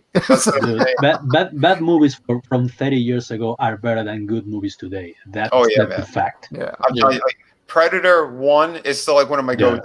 Like, I just feel like watching a fucking cool movie. I do like the second one. The second one was pretty good. Yeah, it's because it adds to the lore. You know what I'm saying? Like, when they gives him a gun. Yeah, and Danny Glover's just so fucking good in it. He is, dude. I love him, man. He was awesome in those movies. Well, the first Predator movie, they never gave anything away, right? Because the second one is more like the comics, where he's like, "Here's this pistol I got from this guy in the 1800s or something." The second one feels like a Paul Verhoeven movie, almost kind of like, feels like RoboCop, with the whole like media frenzy and all that. Yeah. And it feels like a comic book, like a 2080 comic book, something like that. It does, because they go over the top with like some situations and weapons and shit like that. But for the most part, like, I mean, like, well, obviously how fucked up they made LA. That was crazy. It was like a war scene anyway, the way that they were doing it, especially that opening. That was insane. But yeah, overall, I gotta say it too. It did feel more like a comic. The visuals were outstanding. I mean, if you remember, like the one with the dreads. Oh yeah, the drug dealer. Yeah, dude, that was awesome. When he landed. No, 2 was great, dude. Like both movies. Now that I'm thinking about it, like 2 was. I almost want to say it was better than 1. You know what I'm saying? But I don't know. I don't know if it was, because I won't go there. I'll say it was fucking awesome, but I 1 to me is still the top. Yeah. To me, you can't beat that one. Everyone was fucking perfect in it. Yeah. Well, now that Marvel bought out 21st Century Fox, like, so is Predator going to be published by Marvel now or Dark Horse still? Yeah, they're gonna have Mickey Mouse versus Predator, and it's gonna be. They're going to have Matthew Rosenberg write Predator, and he's going to discover that his masculinity is toxic. And somehow there's going to be a female Predator that will be better than. Well, I think they're going to have the first. I think they're going to have the first gay Predator. Yeah. Well, I mean, if they were smart, they do like Savage Avengers. Savage Avengers had Conan in it. It had Elektra, Wolverine, Venom, Punisher. Oh, that'd be awesome. That's badass. Like, just but that's way too masculine. So is this going to be sexual Predator? Have you seen that meme where he's laying in the bed? That would be cool. That would definitely be a cool Predator movie where it's like they land on this planet of predators, but then there's like a pedophilia. There's and you're being hunted by all these different predators. I'm about to kick you. Oh, shit. So I have this idea about a Predator movie, which like the team goes to like a jungle, but instead of being like the South American jungle, it's like the pedophile island. That'd be hilarious. You drop Bill Clinton in there. I mean, so is Chris Hansen going to be the hero in this one? Yeah, Chris Hansen's he's the hero. He gets dropped on the planet of predators. He's gonna be camouflaged, and he pops out. Hello, Chris Hansen here. I mean, if Marvel was smart, they would just do a Wolverine versus Predator, where Wolverine is working for like Weapon X in like the 1960s, and he encounters a Predator, and they have to kill each other. There's actually a short film by the Bat in the Sun guys, Wolverine versus Predator. I don't know if you've seen this, but go watch it right now. Oh yeah, I've seen that. Yeah, that's badass. Fucking awesome. If they were really smart, they'd do a Hulk versus Wolverine. You know, like where the Hulk's gonna asks him, which leg do you want me to eat? Yeah, which one you want? Which one you want me to eat? Yeah, dude, that animated movie was amazing that they did. Yeah, that was good, dude. That was Deadpool was in it. Yeah. Yeah, Deadpool. Didn't they have was it Whitey Omega? Deathstroke. Yeah, wasn't Omega Red in that as well? Yeah, Yeah. Sabretooth and then the Professor. And then they had Hulk versus Thor too, and that was badass too, dude. Yeah. I think it was together with that one. Wasn't Thor actually like a Hulk anti-hero, anti-villain initially?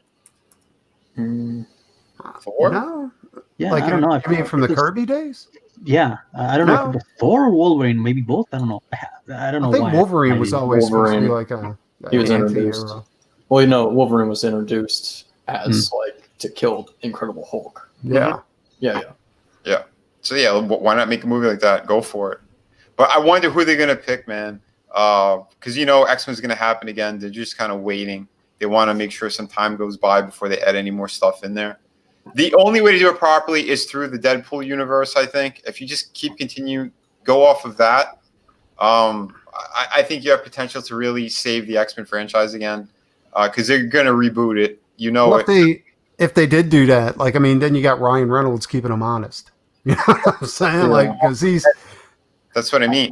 I hope they recast, because I don't think Sophie Turner was hot as Jean Grey. I don't know. I think there was nothing hot about the last movie. Yeah, I know. I just hire a hot redhead to be Jean Grey. No, the only reason why I even went to go see it is because I knew they were gonna kill off Mystique in it, and I can't stand that bitch. So, dude, yeah, that was great to see. I enjoyed that. That was fine. And like I said, what you got against Mystique? What's up with that? Jennifer Lawrence. Jennifer Lawrence, and I hated the movie design of Mystique. Fucking hated it from day one. I've never seen that one. That was garbage. What? You never seen that Mystique from the X-Men movies? No, I never seen the design of Mystique, the movie you're talking about. What is that? Like the No, I'm talking about her design, the character design. Oh, okay. All right. No, I'm sorry. Yeah, like the shit. I'm drinking for a minute. Yeah, the shit from 2000 looks way better than the stuff from 2011. Well, I never did like the X-Men because the movies, because they never stayed true to the characters. Mystique never looked like that. You know what I'm saying? I mean, it was a cool concept, but don't call her Mystique. Yeah. You know? Well, Logan was the only thing that was good out of all that stuff. I'm a Colossus fan, and I kept waiting for Colossus, and then they had the skinny kid play Colossus in the second movie, I think, or something like that. Yeah, me too, man. Didn't that fucking piss you off? That irritated the shit out of me, dude. And, infuriated me, man. And then they got the ages all mixed up, and Cyclops. I like Cyclops too, and they made Cyclops a bitch. Well, Mystique just became annoying because it was Jennifer Lawrence, and that's the only reason that character became prominent in the movies. Yeah, there was no reason to change from Rebecca Romijn. They could have just kept her. Why recast her? It doesn't matter. And when did Mystique become a central character? Who gives a fuck about Mystique? Yeah, because nobody gives a shit about her, dude. That's the thing. Again, didn't they make her like the leader in Apocalypse or whatever? She was like a team leader. When has Mystique been a team leader ever? That movie was a fucking shit show, man. What a joke. Horrible. Well, it also doesn't help that Bryan Singer is a pedo. Well, yeah. That's why I refuse to see that garbage too, man. I won't support anything from that creep. And they kept screwing up Sabretooth too. Like Sabretooth was a really cool character. Like he's a savage, dude. Dude, in that first movie, you could see his rubber bendy fingers. I mean, that was so bad. Yeah, I was like, what, the Saber Werewolf? Well, he doesn't read I think Bryan Singer admitted he doesn't read the comics. So there you go. But I think it was all a way to prove that he could direct the superhero movies, a movie because he wanted to direct Superman. That's the only reason why he made it. That's what it looks like too. But I heard he had no respect anyway on set. Like even when they did the second movie, he was. Is he the one that did like that first version of Deadpool where he had the unbreakable swords that came all the way out of his arm? You know what I'm saying? No, wait, wasn't that in that was Wolverine too. That was Wolverine Origins. Yeah. That was horrible, dude. It was also a shit movie. I mean, they got it right in the beginning. Like he was shown as like a sword wielding merc with a mouth, and then they went like full Mortal Kombat Baraka. Yeah, but it took away his mouth because it was absurd because he was established to be a mutant since the beginning. And what were his powers? Like he was really good with two swords. I don't know, dude. That's what I'm saying. That shit was horrible. Yeah, man. I don't know Doesn't what make any the fuck we were sense. doing. But it's funny too, because I work with a guy. One of my freelance jobs, I was doing storyboards for a movie project that came damn close to happening, but it didn't. But I was working with the guy who did the special effects for Nightcrawler, the band thing effect. This guy, he did it. That was him who created that whole look, which was amazing. And he told me some stories about Singer. I'll say it off air, but yeah, man, that guy is a fucking creep. When we were shooting a Rockabilly Road Trip pilot, I'm not going to say their name, but somebody in the group wanted to change. They were like, "Oh, this is going to be great. I got the greatest idea for Patches, the heroine of the book." She's like, she wanted to change the look completely, like put her in a Rockabilly t-shirt, put her in this. I was like, if we're not going to do it like the book, then I don't want to do it. I was like, that's it. It's over with. That's one of the reasons why I'm not working in movies anymore, because I have too much ego. I can't stand other people's egos. So, I'm not a good team player in that sense. One ego is enough. Absolutely. Exactly. You know who came up with the Deadpool design and Origins? No, who? The co-creator of Game of Thrones. Oh God. Yeah. With DB and Weiss or whatever the fuck. Yeah, the other guy. Yeah. Yeah. I don't know. Yeah. Jesus, man. Well, thank God they're not touching any more Star Wars, right? Didn't they get fired? Yeah. I think Star Wars is done, though. Didn't they put the nail in the coffin on that one? Yeah, it's just Mandalorian. It's just Mandalorian. This is the way. This is the only thing that people give a shit about now. They're just going quiet for the moment. Don't worry. They're plotting and planning schemes. Yeah, give it a couple of decades to blow over, and then we'll get back to the movie. That bitch, what's her face, Kathleen Kennedy? She fucked with the Obi-Wan series. I think she pushed back the scheduling or something. Oh yeah. That's why they got to go back and they got to touch up all the scripts because they said that there was I guess it wasn't good enough compared to Mandalorian. Yeah, they wanted something better. So they postponed. I just don't think Obi-Wan is such an interesting character. Well, but people like Ewan McGregor and they want to know. I mean, I think there is a story there, and if you want to mix a little bit of like the Mandalorian stuff in there, I think it'd be a wise move. I think absolutely Obi-Wan's an interesting character because he was there in the beginning. You know what I'm saying, from the first movie. And if they can build enough backstory on him, which they absolutely should be able to do, because I mean, how did he get to that point? You know what I'm saying? Where he's living on the same planet, watching over Luke and shit like that. You know what I'm saying? Like, yeah. Well, they set that up in Revenge of the Sith. Why? Yeah, I know. Yeah. I don't know if that was a really good way to, but I mean, they could have did a little bit better of a job. But maybe that's me just nitpicking. But yeah, I mean, out of all those prequels, I thought that one was the best one that they did. Plus, if you check out the novels, I mean, like there's some serious shit in those novels, dude. Like, yeah, I mean, they're badass. I know there's stories to tell with Obi-Wan. It's just like we need the right creative people on there. I think they said Lucas is back as like executive producer or something on it because he also Jon Favreau brought him in on Mandalorian. That's how we had a lot of great shit in there because he helped write some script as well. So yeah, I mean, there's potential to fix shit at least on that side of things. Because I loved everything about Mandalorian. There was nothing I didn't like, So I'm hopeful on that end. And at the very least, we got one fucking awesome series. So I still haven't seen Mandalorian. I got to check that out. Yeah, you have to. And one of my favorite comedians is in it as well, Bill Burr. Yeah, Bill Burr. Yeah, he was fucking awesome in it. I love Bill Burr. He's a badass dude. He was great in that episode. You love to hate him because he's such an asshole. Yeah, did you see his special? Like his newest special? Yeah. Like he's a boss, son. Like he comes out there, he's like, I'll fucking talk about anybody I want. He's like our George Carlin now.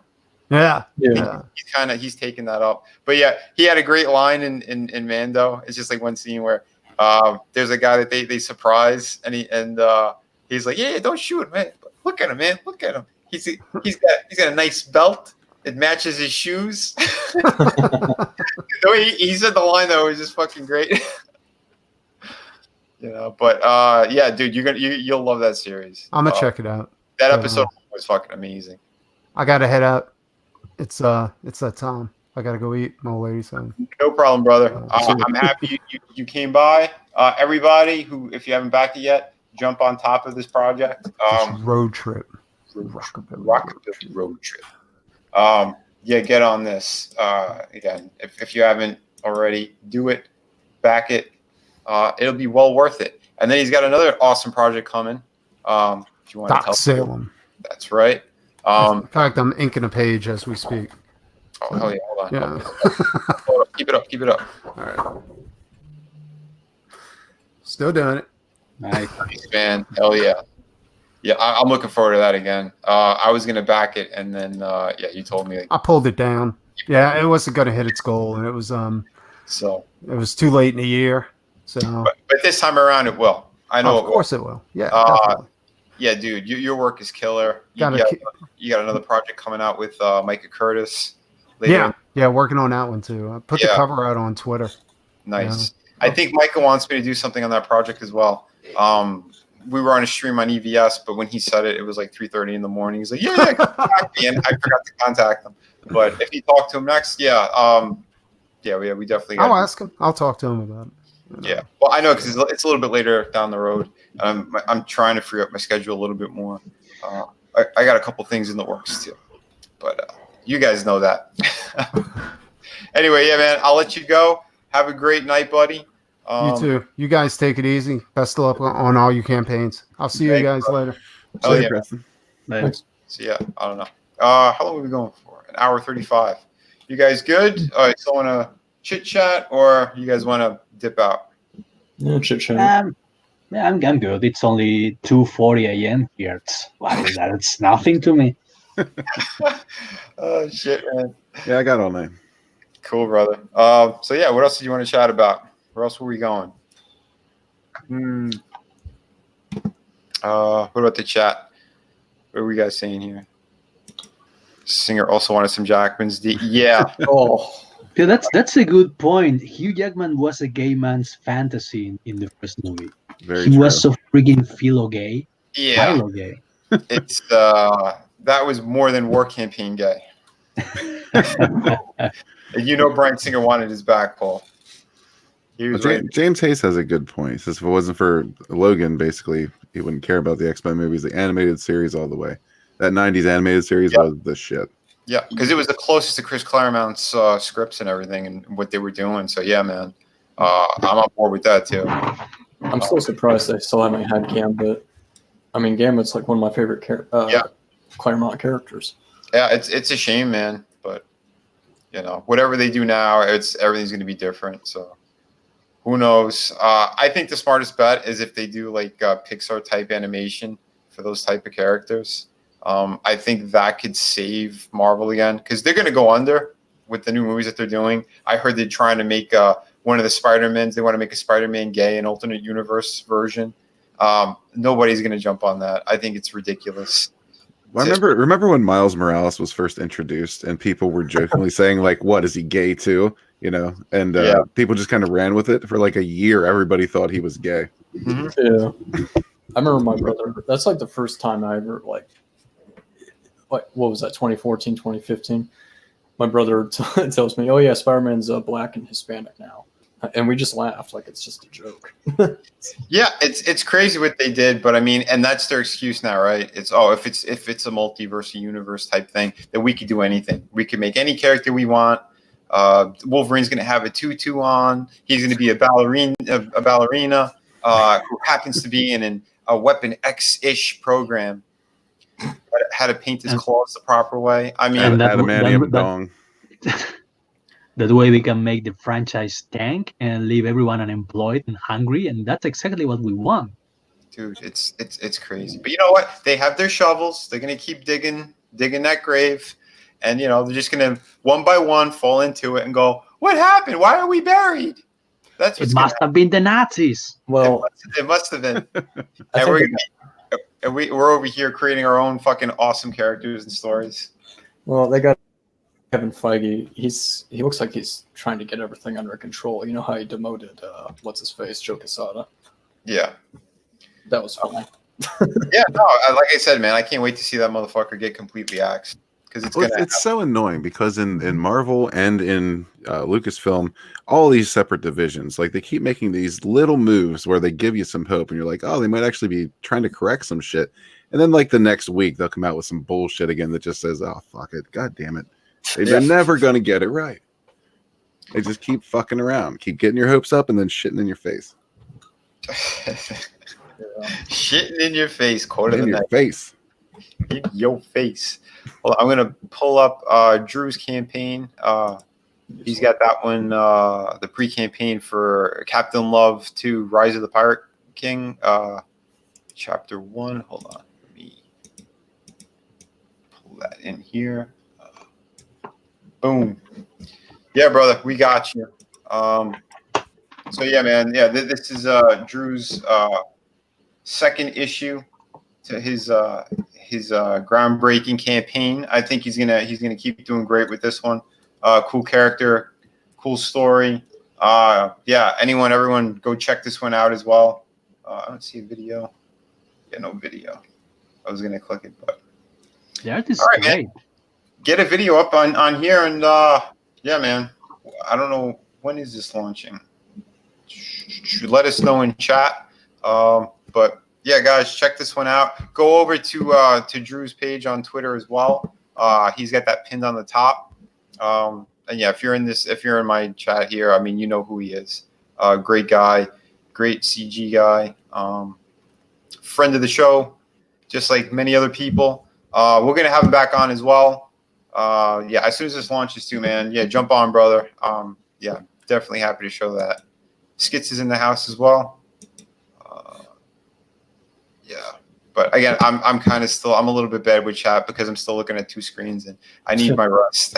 I've been going up for just a couple of hours a night this whole week, and it's taking its toll on me.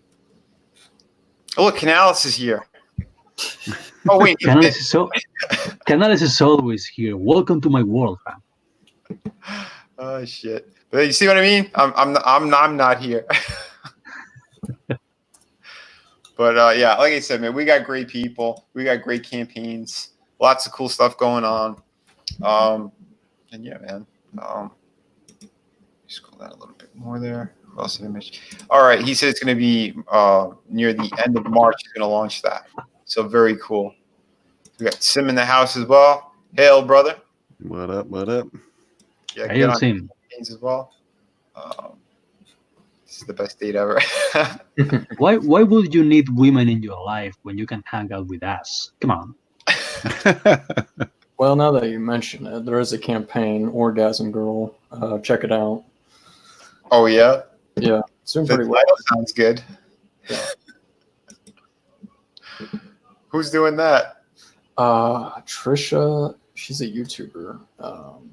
She's DanFan29, I think it's her YouTube handle. Yeah. I think she's Trisha Kufari on Twitter, I think. Yeah. I posted it in the I was going to say Trisha Takanawa, but that's from Family Guy. This is Trisha Takanawa. Hold on, let's take a look at this campaign. Orgasm Girl #1. She did it the right way because she has a YouTube channel and she has like 30,000 subs. So she did it the right way, like the Zach way. Launch your channel and then launch your book. Oh yeah, that's a definitely smart move. First I'm seeing of this thing. Nice artwork. Yeah. Cool. Yeah, maybe we'll get her on too if she wants. She'd be like, "No, your channel's too small. Get away." Nah, she was with Teamfoil Hack and fuck. See, it's almost 3 a.m. I don't know what I'm saying. With Teamfoil Hack Nick and myself on his show, and so no, I don't think she's that bad type. Oh, okay. Oh, well, that explains it, Canales. When you're around, the ladies just come. That's right. You know that Canales is perfect lady bait. Dude, that's One might say masturbate. Whoa. Take it easy. All right. See what I did there? He takes it easy, hard, any way he can get it. Shit.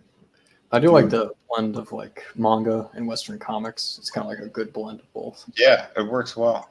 And there's Thanos for some Sweet. reason. Yeah, what's Thanos doing on here? I don't That's know. maybe she should take that off her campaign. Marvel's gonna get her.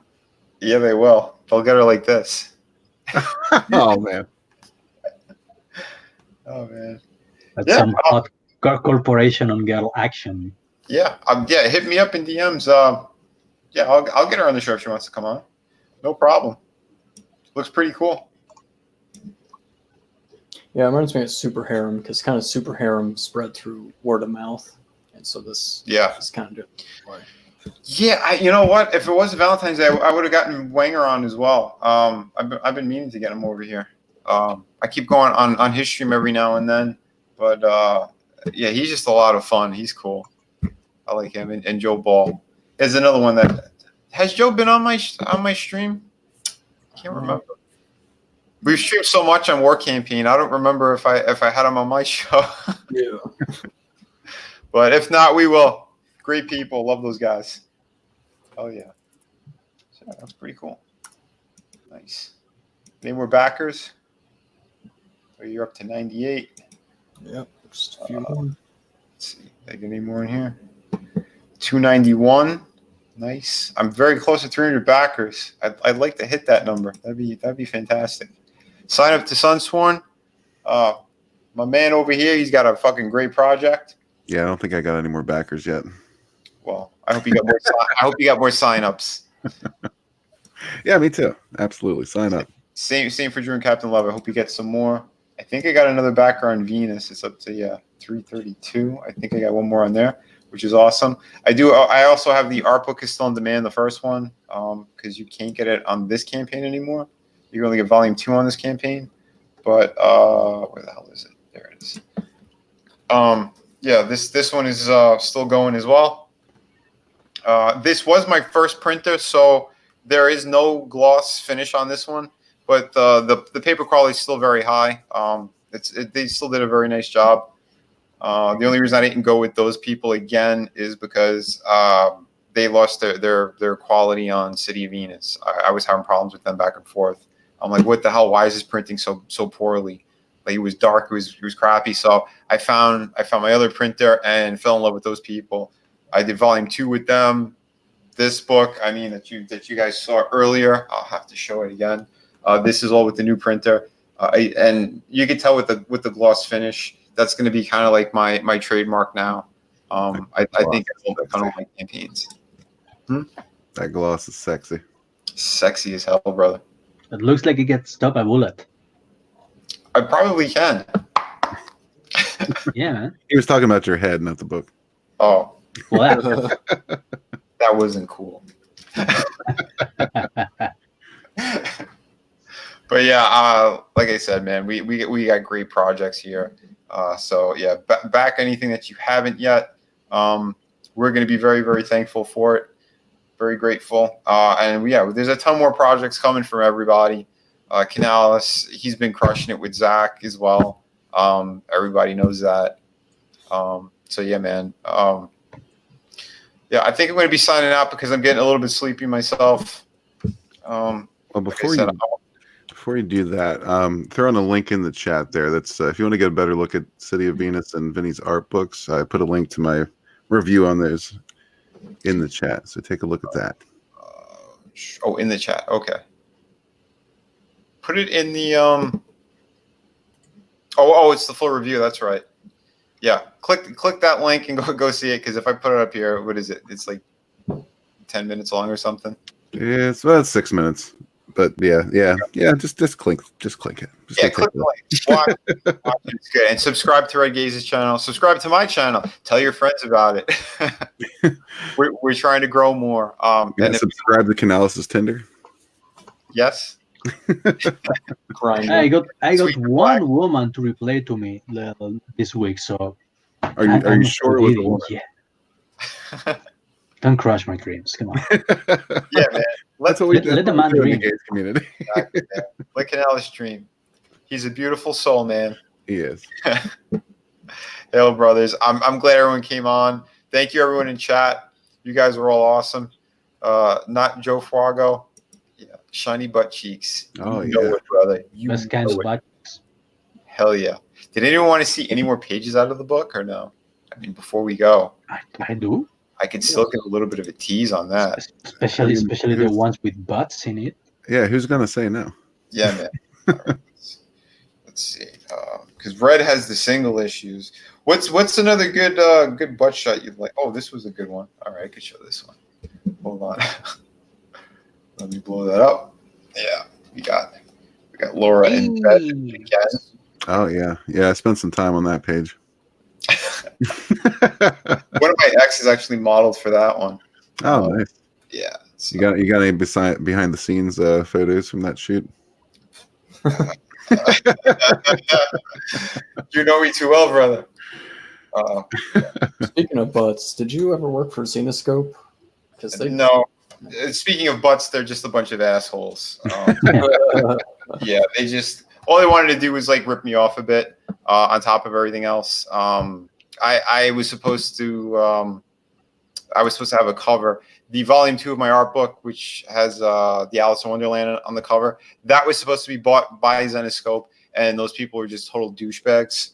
I talked with the president. He gave me a price. We talked it out. I had a variant on it as well, so it was going to be for 2 covers. And then his vice president, someone came over, and his top editor, and go, "Oh, we can't afford that." So what are you talking about? We just made a deal for the price. No, we can't pay that. And he tried to cut it in half. I'm like, well, fuck you. And I walked away. Go suck a dick. Because you're not known. I'm not known. Well, how is comics supposed to work if you don't want to get new people, new blood into it? Oh, I'm an unknown, so we got to cut my price? My price wasn't even high. It was very reasonable. That is the last step before turning Spanish, because I published a book once with a publishing house here, because I'm also a writer, and believe it or not, I had to pay to publish it, because that's what the publisher told me, that since I wasn't famous and I couldn't guarantee like a minimum of like a modicum of sales, I was going to pay like a fee. And if the book was a success, I would get the money back. Of course, I did it. There's quite a few publishing houses around here that do that too, and they get people with that shit all the time. Yeah. They have like a mail chain that they do shit like that, because I know my cousins got scammed on it. Like if they did it with poem books, like if you want to get inside this poem book or whatever, because again, they know a lot of people are hungry to get just published. But, if you just want to get your stuff out there, if that's all you want to do, Amazon, man, just go to Amazon. Yeah. Again, you're gonna be doing it yourself anyway, so right. And that's what we're doing, man.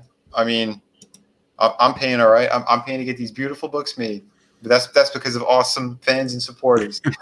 I'll say real quick before we go, Simon says Blood Hunt closes at the end of the month, so if you haven't checked that out and backed it yet, please do so. Yeah, jump on that. I'll pull it up as well.